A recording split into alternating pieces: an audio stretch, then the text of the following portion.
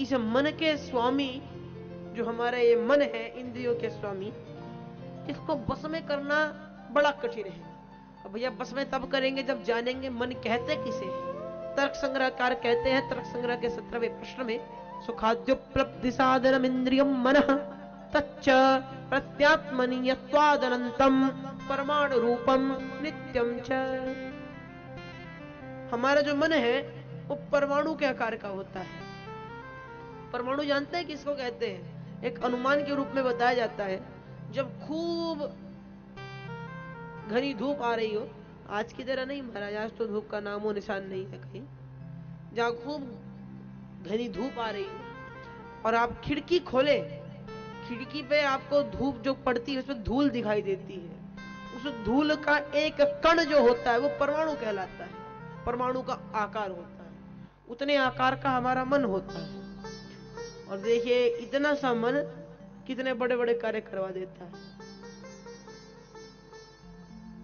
ये मन क्या है? सुखादि उपलब्धि साधनम, सुख आदि उपलब्धियों का साधन ही ये मन है। इंद्रियम मनः, ये इंद्रिय है। आपको सुख हुआ क्यों? मन की वजह से। दुख हुआ क्यों? मन की वजह से। संसार में भगवान यदि मन ही न बनाते तो सुख दुख किसी को कुछ नहीं होता, सारा संसार बढ़िया चलता है। लेकिन भगवान ने मन ये ऐसा बना दिया कि सब कुछ बेकार होने लगा। मन को बस में करना बड़ा चंचल है। अर्जुन कहता है श्रीमद् भगवद गीता के 6वें अध्याय में, चंचलम ही मन कृष्णा प्रमाति बलवद्दृढ़म तस्याहं निग्रहं मन्ये वायोरिव दुष्करम। वायोरिव, हे प्रभु, ये मन का निग्रह करना बड़ा कठिन है। जिस प्रकार कोई वायु को अपने हाथ में नहीं पकड़ सकता, वैसे ही मन को अपने बस में कोई नहीं कर सकता। तो भगवान भी कहते हैं, अर्जुन हम समझ रहे हैं, असंशयम महाबाहो मनो दुर्निग्रहम चलम किंतु अभ्यासेन तु कौन्तेय वैराग्येन च गृह्यते। यदि मन में आप अभ्यास करेंगे, हरि भजन का अभ्यास करेंगे, तो आपका मन आपके बस में आ जाएगा। ये मन बड़ा खतरनाक है, न जाने जीव से क्या क्या कराता है।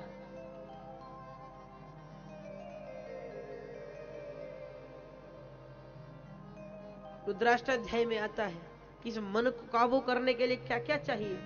सुखारथि रश्वानिव जन्मनुखियान्ने नीयते भीषु भर्वाजिन इव हृत्प्रतिष्ठञ्जदजिरञ्जविष्ठं तन्मे मनः शिव संकल्पमस्तु।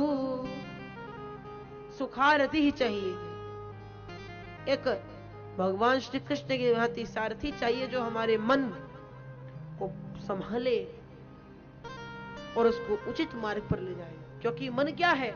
जज्जाग्रतो दूरमुदैति दैवन्तदु सुप्तस्य तथैवैति दूरंगमैं ज्योति खाइन ज्योति धेकंतन में मनः शिव संकल्पमस्तु। सोते हुए तो मन न जाने कहां कहां भ्रमण कराता है, कौन से लोगों में ले जाता है। और जज्जाग्रतो, जागते हुए की तो पूछो मत। बैठे हैं कथा में, व्यास जी कथा सुना रहे हैं और मन घूम रहा है कि ओहो आज मैं स्विट्जरलैंड में यहाँ होता, आज मैं फलाने देश में वहां घूम रहा होता, आज मैं यहाँ होता, या दुकान की हिसाब में मन लग रहा है। तदु सुप्तस्य तथैवैति दूरंगमैं ज्योति खाइन ज्योति, दूर से दूर ले जाने वाला जो यान है मन, ऐसी ज्योति में भी परम ज्योति हमारा मन शिव संकल्प वाला हो। मंत्र का भाव।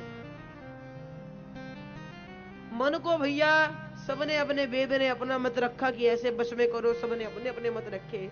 लेकिन गोस्वामी जी महाराज बड़े सुंदर मत से कहते हैं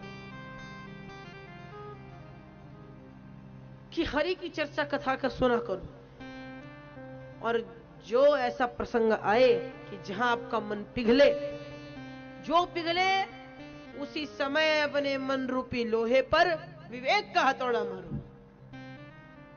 जैसे एक प्रसंग आता है रामचरितमानस में, भगवान राम के पाद स्पर्श से 75 ऋषि पत्नी अहिल्या बनकर स्वर्ग की ओर चला गया। ऋषि पत्नी अहिल्या जो कि पाषाण योनि में पड़ी हुई थी, अधम से अधम जड़ पदार्थ बन गई थी, प्रभु के पाद स्पर्श से परम धाम गमन कर गई। सारी सृष्टि में हर्ष है, लेकिन ये कार्य करने वाले भगवान श्री राम का मुख लटका हुआ है। भगवान श्री राम को दुख है। अरे भैया, हम कोई आम छोटा मोटा कार्य भी कर दे तो बड़े हर्षते रहते हैं, लेकिन इतना बड़ा कार्य करने के बाद भी भगवान श्री राम को बड़ा दुख हो रहा है। क्यों? प्रभु सोचते हैं भैया चाहे जो भी हो, हमें एक ऋषि पत्नी को पैर लगाना पड़ा, एक ऋषि पत्नी को पाद स्पर्श कराना पड़ा। हम क्षत्रिय हैं, पर ऋषि पत्नी को पैर लगाया हमको शोभा नहीं देता। जो ये बात गोस्वामी जी के मन में लगी, गोस्वामी जी महाराज ने उसी समय विवेक का हथौड़ा मारा। स्थान स्थान पर श्री रामचरितमानस में गोस्वामी जी ने विवेक का हथौड़ा मारा है। गोस्वामी जी लिखते हैं, अस प्रभु दीन बंदोरी कारण रहित दयाल, तुलसीदास सठताहि भज, छाड़ कपट झंझाल। शबरी प्रसंग में आया, अधम जाति अग जन्म मही, मुक्ति दीनी हसी नारी। जिसकी जाति अधम, जिसके कार्य अधम, ऐसी शबरी को भी जिन्होंने मुक्ति प्रदान कर दी, ऐसे भगवान श्री राम को छोड़कर महामंद मन सुख चाहसी, ऐसे भगवान श्री राम को छोड़कर हे मेरे अधम मन, तू सुख को चाहता है, तू भोग विलास की कामना करता है, ऐसे प्रभु ही बिसारी, ऐसे प्रभु को छोड़कर